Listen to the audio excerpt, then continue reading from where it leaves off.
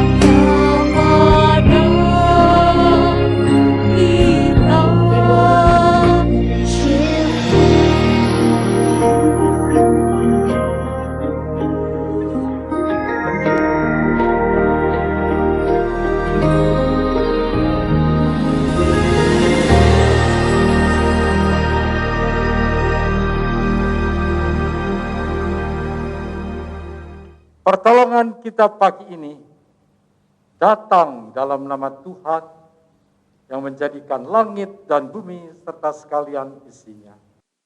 Ia yang memeliharakan kesetiaannya sampai selama-lamanya dan ia tidak pernah meninggalkan kita perbuatan tangannya. Turunlah atas saudara-saudara semua kasih karunia dari Allah Bapa. Damai sejahtera dari Yesus Kristus di dalam Roh Kudus.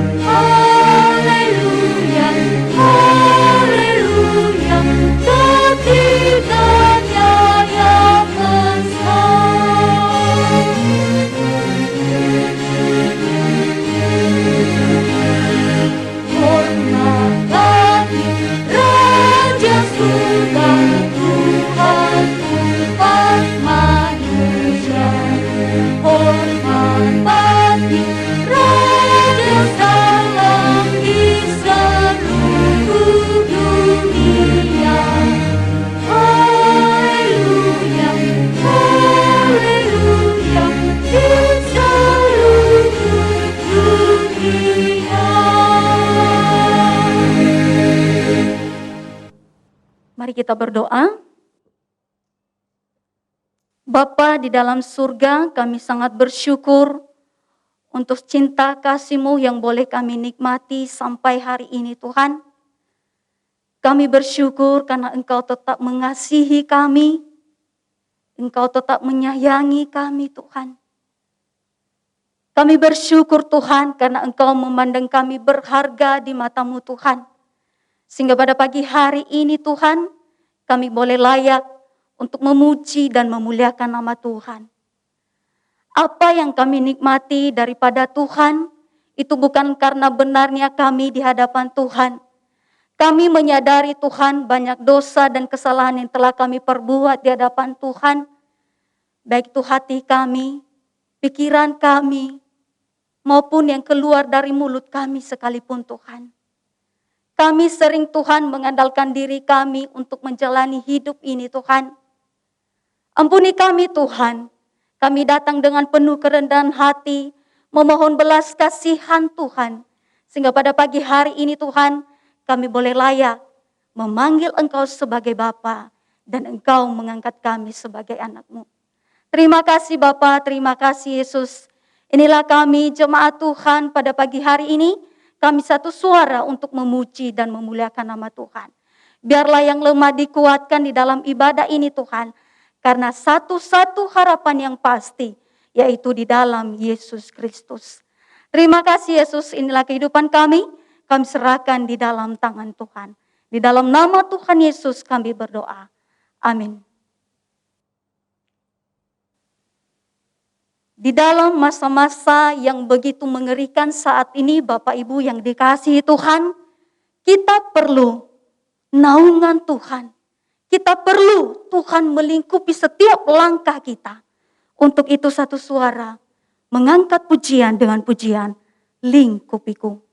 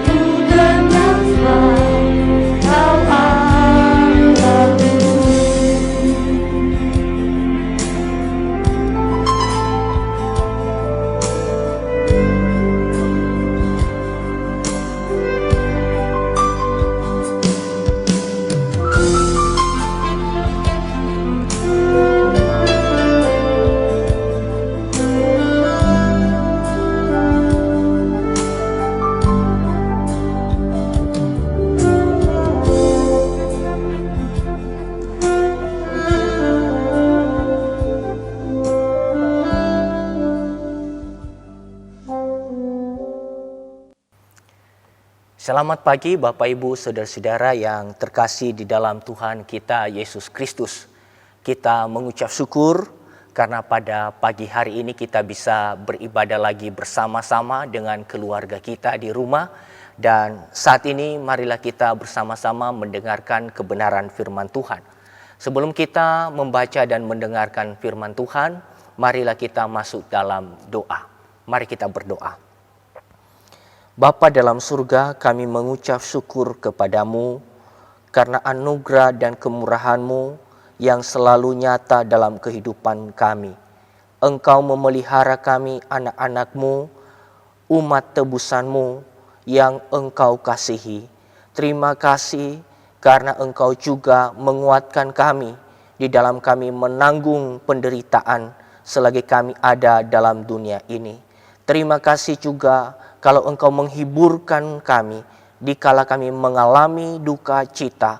Mungkin kami kehilangan banyak hal, tetapi sesungguhnya yang menjadi sumber kekuatan dan penghiburan bagi kami adalah Engkau sendiri dan kasih-Mu yang selalu nyata bagi kami.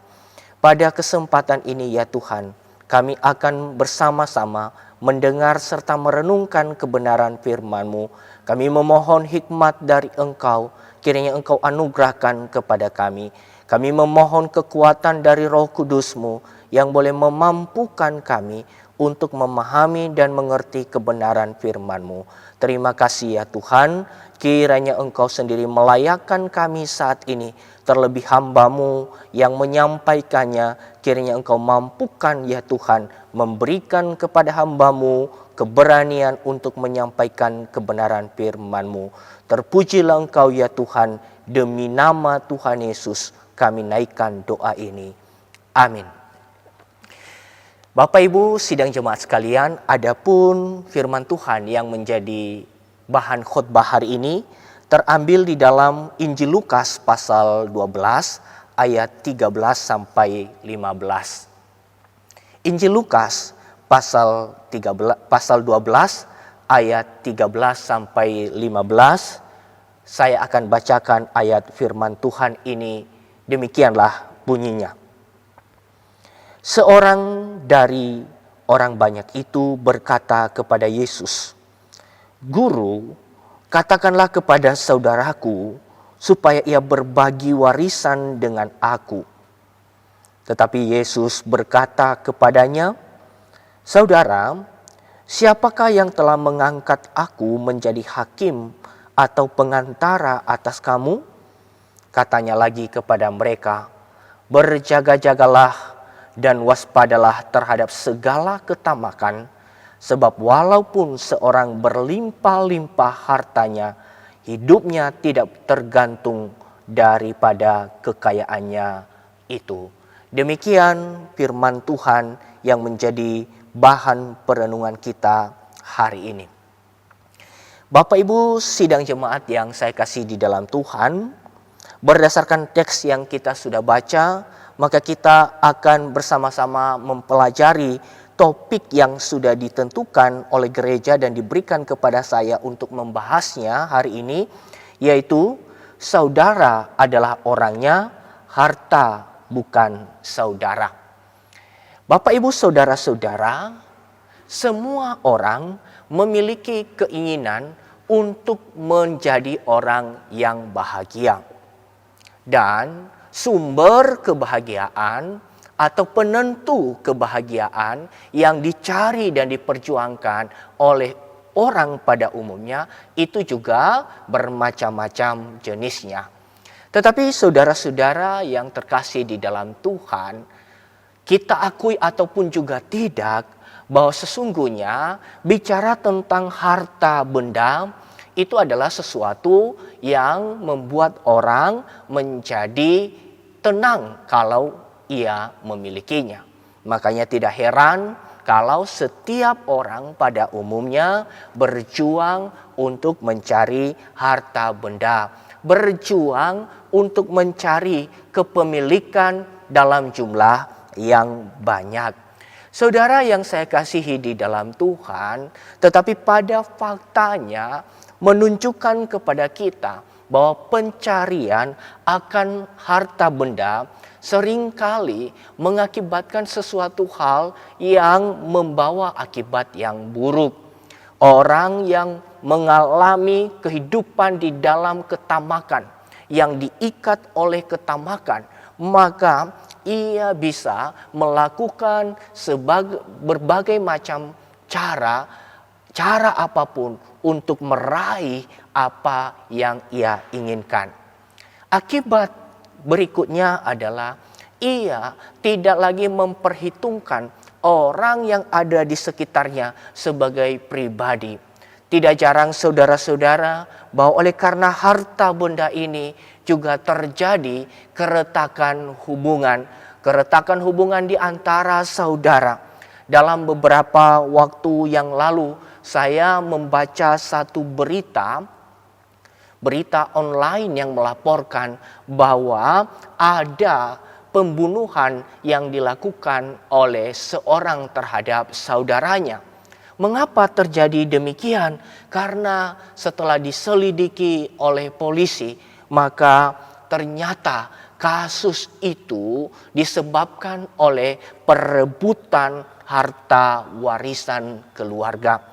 Saudara-saudara yang saya kasih di dalam Tuhan, orang bisa gelap mata melakukan apapun yang diinginkan hatinya, bahkan tidak segan-segan merebut nyawa seseorang demi mendapatkan sesuatu yang disebut dengan harta benda.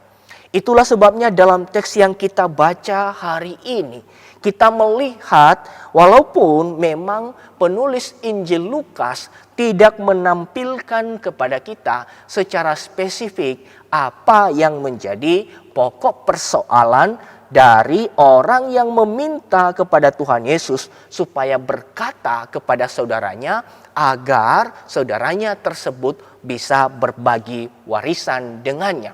Injil Lukas tidak menjelaskan detail persoalannya. Apakah mereka pernah cekcok? Apakah mereka pernah melakukan semacam perkelahian, pertengkaran, saudara-saudara? Tetapi di sini Injil Lukas lebih teologis, memberikan kepada kita pemahaman tentang bagaimana seseorang memiliki tanggung jawab di dalam harta kepemilikan yang ia miliki dengan ketundukannya kepada Tuhan. Oleh karena itu saudara yang saya kasih di dalam Tuhan, pada bagian ini kita melihat secara lebih teliti apa yang terjadi.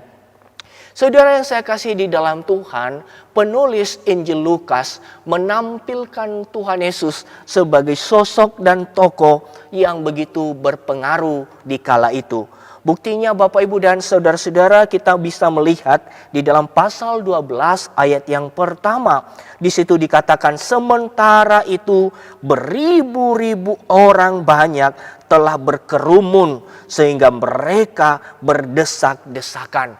Saudara yang saya kasih di dalam Tuhan, teks ini menunjukkan kepada kita bahwa banyak dari masyarakat yang memiliki animo yang tinggi untuk mengikut Tuhan Yesus. Mereka memang melihat Tuhan Yesus sebagai tokoh yang begitu hebat, sebagai tokoh yang melakukan banyak perkara-perkara dahsyat, sebagai tokoh yang memiliki pengaruh dalam pengajaran. Oleh karena itu, tidak dipungkiri bahwa memang beribu-ribu orang banyak berkerumun mengikut Tuhan Yesus dan mereka kepingin sekali mendengar pengajarannya. Nah, oleh karena itu saudara yang saya kasih di dalam Tuhan, ketika di dalam pasal 12 ayat 13 penulis Injil Lukas menampilkan kepada kita ada dari seorang dari orang banyak itu datang kepada Yesus dan berkata, "Guru, katakanlah kepada saudaraku supaya ia berbagi warisan dengan aku."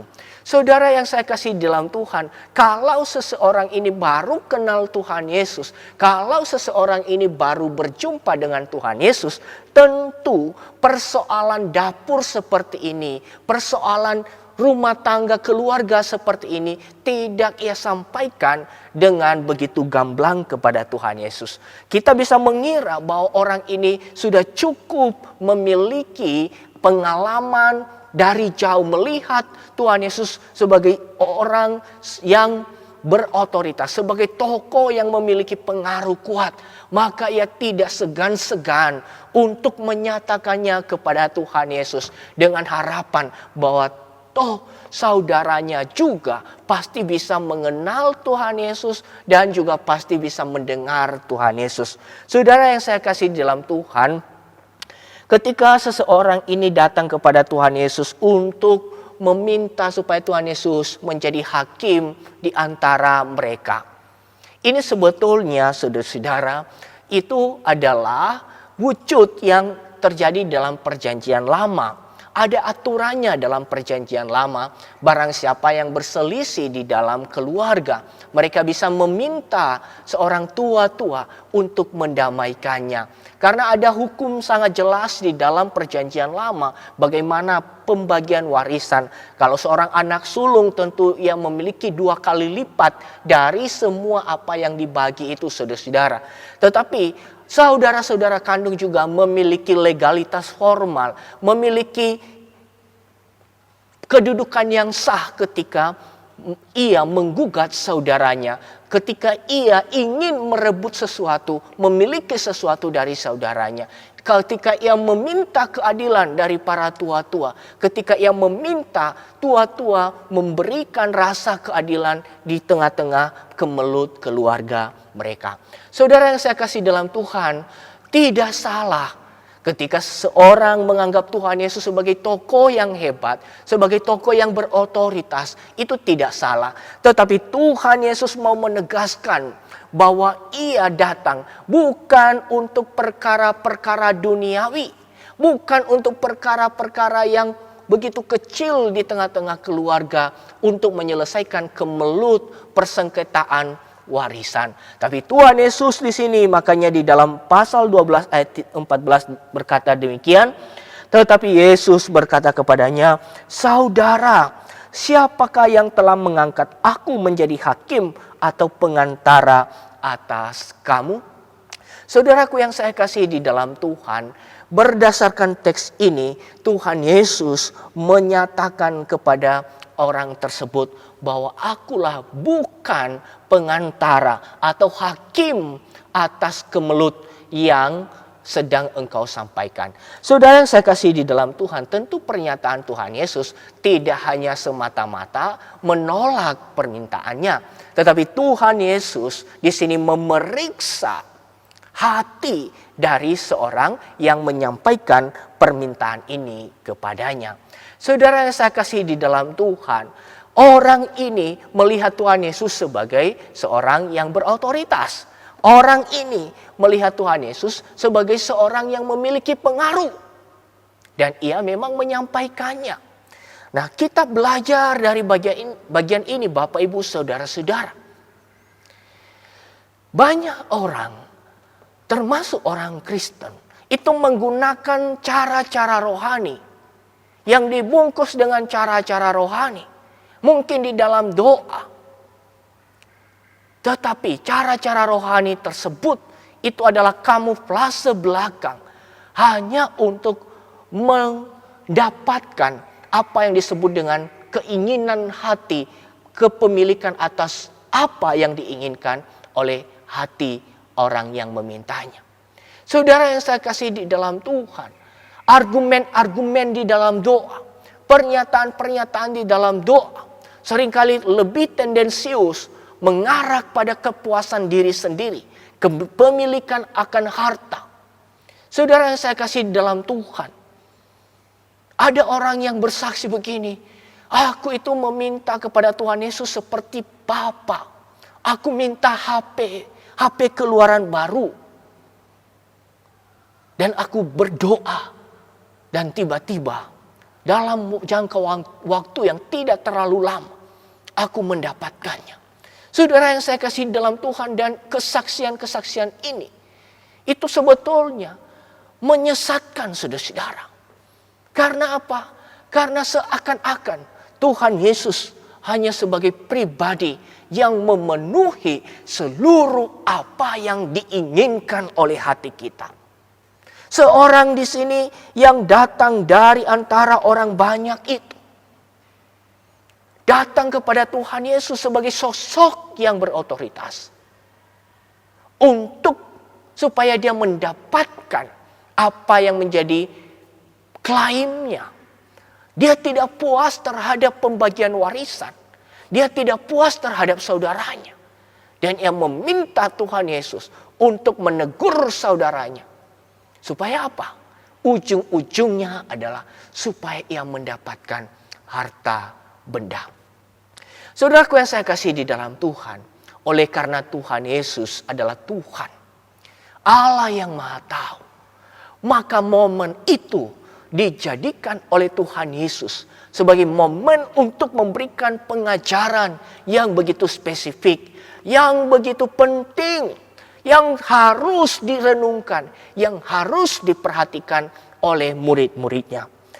Saudara yang saya kasih dalam Tuhan, pasal 12 ini memang lebih fokus pada pengajaran kepada murid-murid.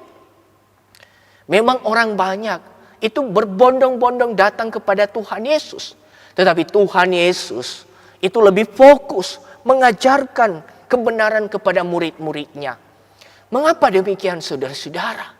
Karena murid-muridnya ini haruslah dibentuk untuk menjadi pengikut Yesus yang sungguh-sungguh tunduk kepada kerajaan Allah.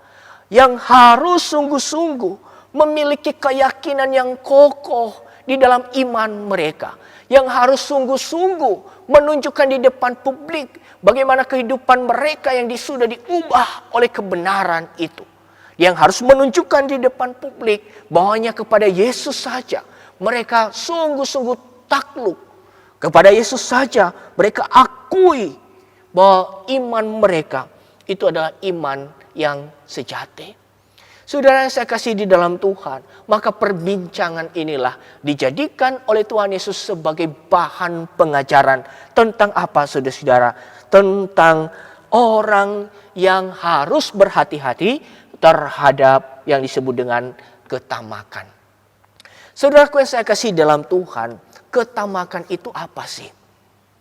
Tentu kalau kita mau meneliti, baik itu dalam kamus yang sangat sederhana, memang ketamakan itu bicara tentang keinginan yang berlebih terhadap apa yang bisa diraih, yang bisa dimiliki di tengah-tengah dunia ini. Dianggap bahwa itu adalah sesuatu yang bisa membuat hati menjadi tenang, membuat hati menjadi bahagia, menjadi penentu dari segala sesuatu yang dapat kita lakukan. Saudara yang saya kasih di dalam Tuhan, uang itu bisa membuat orang melakukan apa saja. Pengaruh uang itu, mau tidak mau kita harus katakan, kalau ada orang yang punya uang, saudara, ia bisa membeli peraturan. Dalam beberapa waktu yang lalu ada seorang tokoh nasional yang menceritakan betapa bobroknya hukum di negara kita di masa lalu. Satu undang-undang saudara-saudara dapat dibeli oleh orang-orang kaya di masa lalu. Mengapa demikian? Mereka bisa menyetir pejabat-pejabat untuk membuat satu undang-undang demi kepentingan diri mereka sendiri, demi kepentingan perusahaan mereka sendiri. Itu tidak bisa lagi ditutup-tutupi. Di era reformasi di negara kita baru diungkapkan bahwa memang terjadi yang disebut dengan korupsi hukum di masa lalu. Ini menandakan bahwa orang bisa membeli hukum, bisa membeli pengaruh, bisa mendapatkan yang disebut dengan keamanan untuk diri sendiri. Maka tidak jarang orang itu mengejar apapun demi memuaskan diri akan apa yang dimaksud dengan ketamakan ini. Maka Tuhan Yesus mengingatkan di sini, berjaga-jagalah dan waspadalah terhadap segala ketamakan. Perkataan Tuhan Yesus ini sangat keras, saudara-saudara. Ini berlaku secara umum. bukan hanya berlaku untuk mereka yang memang sudah kaya, tetapi untuk semua orang yang mengikut Tuhan Yesus. Tuhan Yesus berkata, hati-hatilah terhadap ketamakan. Karena ketamakan itu akan mendorong orang. Paling tidak ada beberapa hal. Pertama adalah dengan adanya ketamakan, maka orang mengorbankan apapun untuk meraih yang disebut dengan harta benda. Saudara yang saya kasih di dalam Tuhan, kita juga masih ingat apa yang terjadi dengan orang tertentu dalam beberapa waktu yang lalu. Dia seorang public figure, saudara-saudara. Tetapi ternyata ditemukan seseorang itu justru melakukan yang disebut dengan terlibat dalam prostitusi online. Kita sering melihat public figure sebagai seorang yang memang kelihatan bergelimang dengan harta. Tetapi mereka terus tidak dipuaskan oleh harta itu. Mereka mencarinya. Mereka terus haus dan mereka ingin terus mendapatkannya. Saudara-saudara, orang bisa mengorbankan apapun demi meraih yang disebut dengan harta benda ini. Kalau ketamakan menguasai seseorang, saudara-saudara, maka harga diri pun, saudara-saudara, bisa ditukar demi uang. Harga diri pun bisa ditukar dengan uang, saudara-saudara, kalau orang sudah dikuasai oleh ketamakan. Hal yang kedua, saudara-saudara, relasi bisa dikorbankan. Mengapa relasi bisa dikorbankan? Orang tidak mau tahu, saudara-saudara. Yang penting pundi-pundinya berlimpah. Ia tidak pernah peduli dengan orang lain. Ia menindas orang lain. Ia berupaya menarik sebanyak mungkin apa yang menjadi keprihatinan terhadap orang lain. Ia tidak pernah memikirkan kesengsaraan orang lain. Kalau bisa, saudara-saudara, orang yang tamak akan harta, memeras sedemikian rupa orang lain. Dan Tuhan Yesus tidak mau kalau itu terjadi, dialami dan dilakukan oleh anak-anaknya. Tuhan Yesus tidak mau kalau orang yang mengikut Dia menjadi orang yang tamak. Karena ketamakan itu sendiri membawa kerusakan, saudara-saudara. Dan hal yang ketiga, saudara-saudara, ketamakan itu bisa membuat orang itu melakukan yang disebut dengan upaya-upaya kepuasan kekinian. Ia menyandarkan seluruh kehidupannya seperti yang dikatakan di sini, pasal 12 ayat yang ke-15. Berjaga-jagalah dan waspadalah terhadap segala ketamakan. Sebab walaupun seorang berlimpah-limpah hartanya, hidupnya tidaklah tergantung daripada kekayaan itu. Tuhan Yesus memberikan peringatan ini supaya orang-orang tidak menyandarkan akan kebahagiaan hidupnya terhadap kekayaan itu. Saudara yang saya kasihi di dalam Tuhan, maka marilah kita bersama-sama kembali pada topik kita hari ini. Topik kita hari ini bicara tentang apa? Bicara tentang saudara adalah orangnya. Harta bukan saudara. Saudara yang saya kasih dalam Tuhan, maka topik ini menjadi spesifik. Kita akan melihat bersama-sama sebagai aplikasi dari puncak khotbah hari ini. Kalau kita bicara tentang ketamakan, maka jangan harap orang yang sudah dikuasai oleh ketamakan bisa menjalin persaudaraan dengan kasih dengan saudara kandung, dan mustahil orang tersebut bisa mengasihi sesama. Saudara yang saya kasih dalam Tuhan, malah sebaliknya, orang yang dikuasai oleh ketamakan itu berupaya sedemikian rupa untuk bisa merebut apa yang dimiliki oleh orang lain. Oleh karena itu, marilah kita bersama-sama merenungkan akan hal ini, mengevaluasi diri kita masing-masing. Sejauh mana kita mempraktekkan akan kasih itu sebetulnya ada hubungannya yang tidak bisa dipungkiri dengan yang disebut dengan apakah dalam hati kita ada ketamakan. Orang yang bisa memiliki kasih terhadap orang lain, menghargai orang lain, itu ditentukan sebagaimana orang tersebut itu tetap bisa hidup di dalam ketulusan mengasihi Tuhan, ketulusan tunduk kepada Tuhan, atau hatinya dikuasai oleh ketamakan. Orang yang berbuat sewenang-wenang terhadap orang lain, orang yang berjuang mati-matian untuk bisa menyingkirkan orang lain, itu tandanya bahwa orang tersebut dikuasai oleh ketamakan. Di dalam konteks keluarga juga saudara-saudara, memang di dalam keluarga tidak selamanya seluruh anggota keluarga, seluruh orang yang bersaudara itu memiliki kehidupan yang sama. Kehidupan yang sama itu dalam taraf ekonomi. Tapi saudara-saudara, kita harus sadar bahwa masing-masing kita dalam perbedaan itu, jangan sampai kita akhirnya merasa iri satu dengan lainnya. Dalam konteks keluarga, seringkali itu justru yang membuat retak itu adalah apa? Rasa iri. Mengapa si A itu lebih kaya daripada aku? Lebih memiliki harta daripada aku? Atau juga sebaliknya saudara-saudara. Seorang saudara yang memiliki kemampuan ekonomi yang lebih daripada saudaranya yang lain. Kadang ia memandang rendah saudaranya yang lain. Yang kurang memiliki seperti apa yang ia miliki. Saudara-saudara, marilah kita bereskan ini.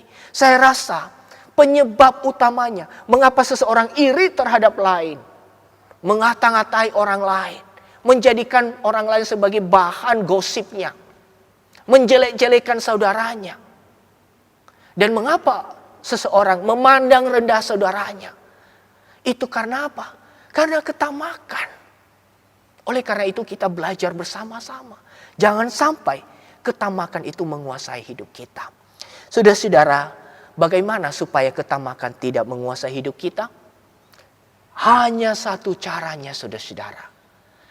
Temukanlah kepuasan dan kebahagiaan yang sejati.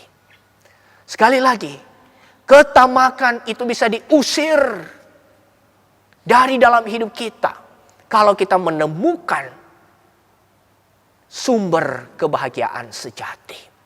Oleh karena itu di dalam pasal 12 ayat 15 ini Tuhan Yesus mengatakan bahwa hidup kita tidaklah tergantung daripada kekayaan itu. Ketika Tuhan Yesus menjelaskan itu, maka ia melengkapinya dengan memberikan perumpamaan tentang orang kaya yang bodoh. Orang kaya yang bodoh ini sudah dikuasai oleh ketamakan. Kemungkinan besar orang kaya yang diceritakan di sini adalah seorang tuan tanah. Seorang tuan tanah yang memiliki lahan yang cukup banyak. Memiliki hasil panen yang banyak. Tetapi apa yang ia lakukan? Ia mengatakan di dalam pasal 12 ayat yang ke-19. Sesudah itu aku akan berkata kepada jiwaku, jiwaku, ada padamu banyak barang, tertimbun untuk bertahun-tahun lamanya. Beristirahatlah, makanlah, minumlah, dan bersenang-senanglah. Saudara yang saya kasih di dalam Tuhan, orang ini setelah membuat apa yang diinginkan oleh hatinya, menimbun gandum yang begitu banyak, ia mengatakan inilah kebahagiaan sejati, inilah sukacita sejati. Jiwaku, makanlah, beristirahatlah, bersenang-senanglah. Tetapi saudara-saudara, ia tidak tahu bahwa perkataan itu adalah perkataan yang bodoh. Karena dalam pasal 12 ayat 20 berkata demikian. Tetapi firman Allah kepadanya, hai engkau orang bodoh, pada malam ini juga jiwamu akan diambil daripadamu. Dan apa yang telah kau sediakan, untuk siapakah itu nanti? Saudara yang saya kasih dalam Tuhan, kita melihat pasal 12, ayat 15, ayat 19, dan ayat yang ke-20 ini berkaitan erat. Tuhan Yesus mau menegaskan kepada kita bahwa kalau seseorang tidak memiliki sumber kebahagiaan sejati, maka sumber kebahagiaan yang pura-pura itu menjadi sesuatu yang dikejarnya. Apa itu saudara-saudara? Mengenal Tuhan Yesus, percaya kepada Tuhan Yesus, mengalami Tuhan Yesus dalam hidup. Maka saudara-saudara, biarlah kiranya kita meminta Tuhan Yesus memimpin hidup kita. Karena apa saudara-saudara? Apa yang kita miliki saat ini, itu tidak memberikan kepada kita kebahagiaan sejati. Hanya satu yang menjamin kebahagiaan kita sejati, yaitu Tuhan Yesus. Yang memberikan anugerah kepada kita, yang menyelamatkan kita, yang memanggil kita menjadi muridnya, dan menuntun kita untuk menjalani hidup kita mengikul salib. Kalau kita memiliki akan kebahagiaan sejati, memiliki Tuhan Yesus, maka hati kita tenang. Hati kita tidak didorong untuk iri.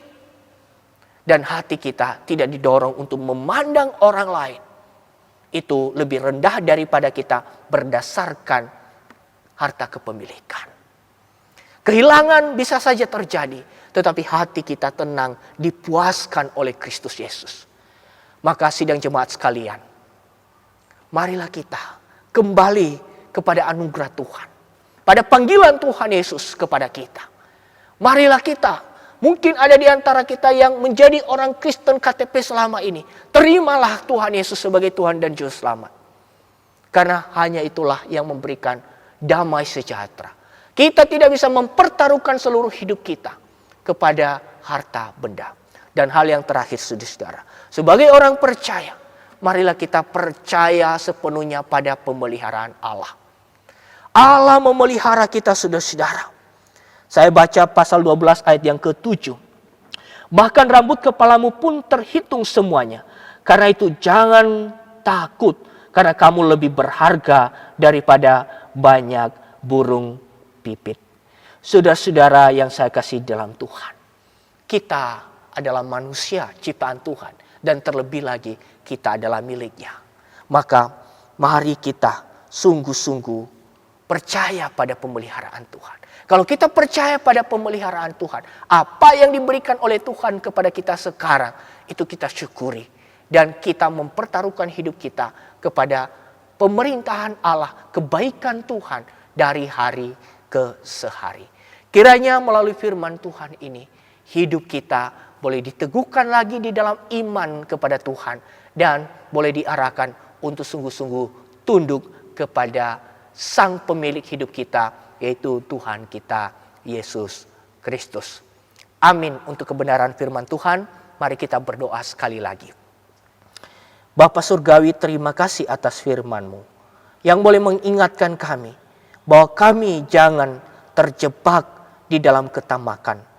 Tuhan, tolonglah kami. Karuniakanlah kepada kami kebahagiaan sejati. Yakinkanlah kami bahwa Engkau adalah sumber kebahagiaan itu. Oleh karena itu Tuhan, biarlah kiranya kepuasan hidup dalam anugerah-Mu itu menjadi milik kami dari hari ke sehari. Dan biarlah kiranya juga pemeliharaan itu menjadi hal yang meyakinkan kami bahwa Engkau menyediakan yang terbaik bagi kami. Jangan biarkan kami Tuhan dihasut oleh ketamakan. Jangan biarkan hati kami dikuasai oleh ketamakan. Ampuni kami bila selama ini kami menilai orang lain berdasarkan harta benda. Kami iri terhadap orang lain berdasarkan harta benda. Tuhan, tolonglah kami. Supaya juga kalau hati kami sudah dipuaskan oleh Tuhan, maka kami juga Tuhan boleh mengasihi orang lain, menghargai orang lain sebagaimana mestinya dalam kebenaran firman-Mu. Terima kasih ya Tuhan, kiranya Engkau berkati firman yang kami sudah dengar pada pagi hari ini. Di dalam nama Tuhan Yesus kami berdoa. Amin.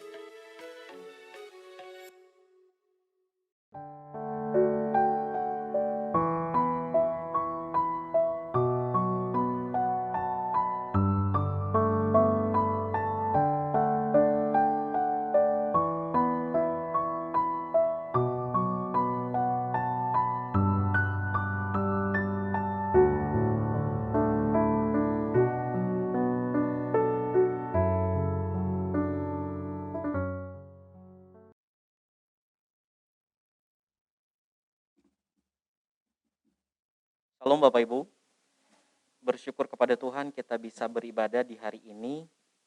Biarlah firman Tuhan yang sudah disampaikan boleh memberkati kita, menumbuhkan iman kita semakin dekat kepada Kristus. Terima kasih untuk Pak Yamo yang sudah menyampaikan kebenaran firman Tuhan. Kiranya nama Tuhan Yesus terus dipermuliakan melalui pelayanan dan juga keluarga dari Pak Yamo. Bapak Ibu tetap dihimbaukan bahwa di masa-masa pandemi COVID-19 ini, hendaknya kita tetap tenang, tetap berdoa, dan tetap bersuka cita di dalam Tuhan, serta mempercayakan semuanya itu di hadapan Tuhan yang memberikan kehidupan. Kita tetap mendukung dalam doa untuk lingkungan kita, lingkungan Bapak Ibu di mana Bapak Ibu berada, dan juga rekan-rekan kita yang membutuhkan akan uluran tangan, baik melalui doa dan juga di dalam segala hal. Mari kita terus dukung saudara-saudari kita. Bapak Ibu, saat ini kami akan menyampaikan berita duka. Yang pertama, telah meninggal dunia Bapak Eko, suami dari Ibu Yohana, pada Minggu 11 Juli 2021 dan telah dimakamkan di TPU Keputih, Surabaya. Kemudian yang kedua, telah meninggal dunia Ibu Darni pada hari Selasa 20 Juli 2021 dan telah dimakamkan di TPU Delta Praloyo, Sidoarjo. Atas nama majelis dan seluruh jemaat turut berduka cita, kiranya keluarga yang ditinggalkan tetap diberi kekuatan, ketabahan dan penghiburan oleh Tuhan Yesus. Saat ini kita diberi kesempatan untuk boleh memberi yang terbaik untuk Tuhan melalui persembahan kita. Hari ini kita memberikan persembahan kita baik kolekte dan juga persembahan pembangunan. Persembahan Bapak Ibu boleh dikumpulkan melalui amplop yang sudah ada dan juga melalui nomor rekening yang ada di layar kaca Bapak Ibu. Nomor rekening yang tertera di layar kaca Bapak Ibu atas nama Bapak Dedi Kurniawan dan juga Bapak Iwan. Yang memegang nomor rekening itu sekarang adalah Bapak Iwan. Jadi Bapak Ibu boleh mentransfer di nomor rekening tersebut. Sebelum kita memberikan yang terbaik untuk Tuhan, saya membacakan ayat firman Tuhan yang terambil di dalam 1 Tawarikh pasal 29 ayat 13 berbunyi demikian. Sekarang ya Allah kami bersyukur kepadamu dan memuji namamu yang agung itu. Sebab siapakah aku ini dan siapakah bangsaku, sehingga kami mampu memberikan persembahan sukarela seperti ini. Sebab daripadamulah segala-galanya dan dari tanganmu sendirilah persembahan yang kami berikan kepadamu. Mari kita berdoa sebelum kita memberi. Bapa dalam surga, kami sungguh bersyukur kepadamu ya Tuhan. Satu kesempatan lagi Tuhan anugerahkan bagi kami untuk boleh menikmati hari ini bersama-sama dengan keluarga kami melalui ibadah kami. Bapa dalam surga, ini bukan kebetulan, tetapi ini adalah di dalam rencana Tuhan. Maka ajar kami Tuhan untuk terus menikmati persekutuan kami dengan Engkau. Terima kasih firman Tuhan yang sudah Tuhan berikan bagi kami. Biarlah kami terus intim dengan Tuhan seumur hidup kami ya Tuhan. Pada kesempatan ini kami akan memberi yang terbaik untuk Tuhan melalui persembahan kami. Biarlah hati kami dan juga tindakan kami itu yang boleh kami tunjukkan di hadapan-Mu melalui persembahan kami. Dan dalam nama Tuhan Yesus kami sudah berdoa dan bersyukur. Amin. Sambil memberi, mari kita memuji Tuhan, Yesus itulah satu-satunya.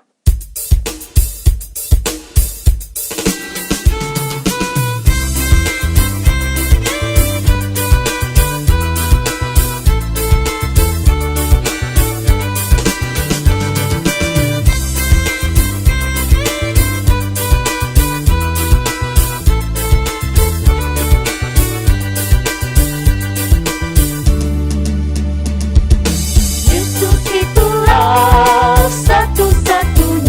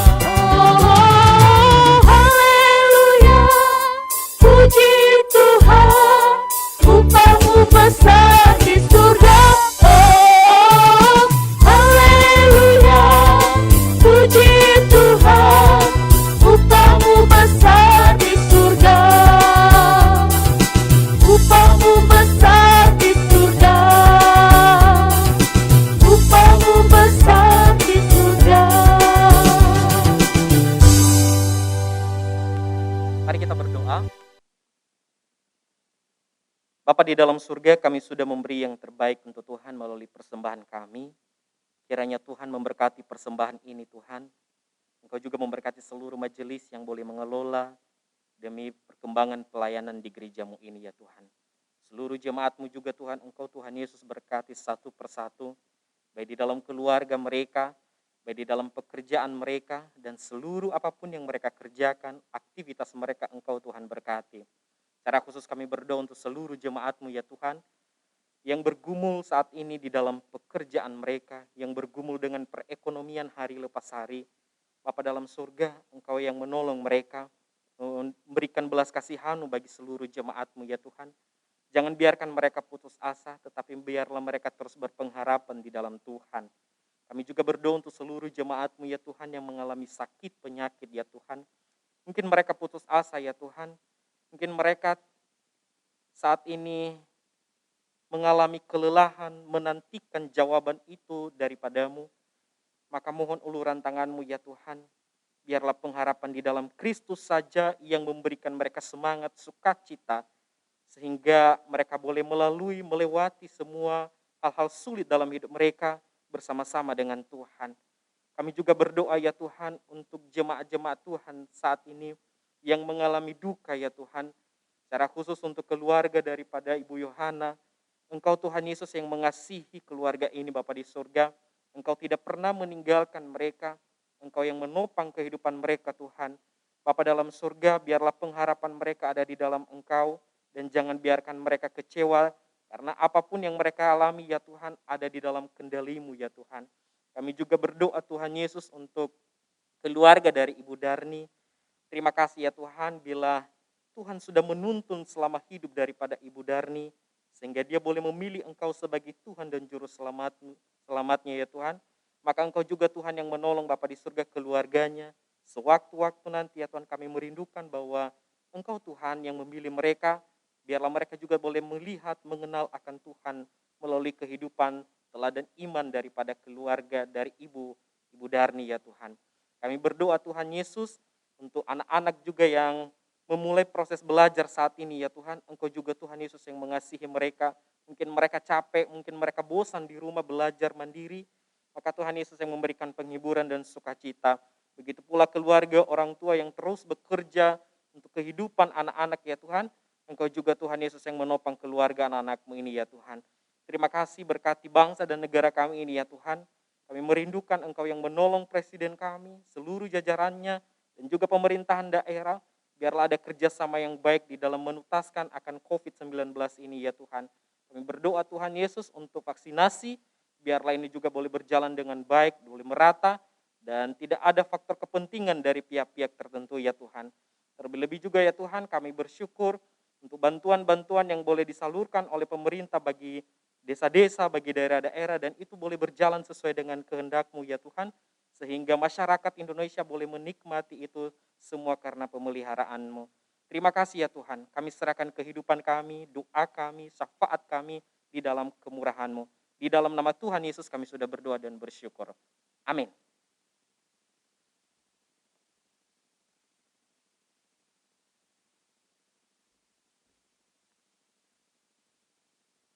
Mari kita berdiri bersama-sama. Arahkan pandanganmu kepada Tuhan. Tuhan memberkati engkau. Tuhan melindungi engkau. Tuhan menyinari engkau dengan wajah-Nya dan memberikan kepadamu kasih karunia-Nya. Tuhan menghadapkan wajah-Nya kepadamu, memberikan damai sejahtera. Bapa, terima kasih. Bapa, terima kasih. Bapa di dalam surga, ku berterima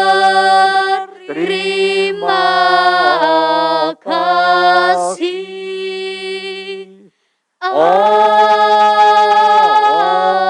Amin. Selamat siang. Tuhan memberkati.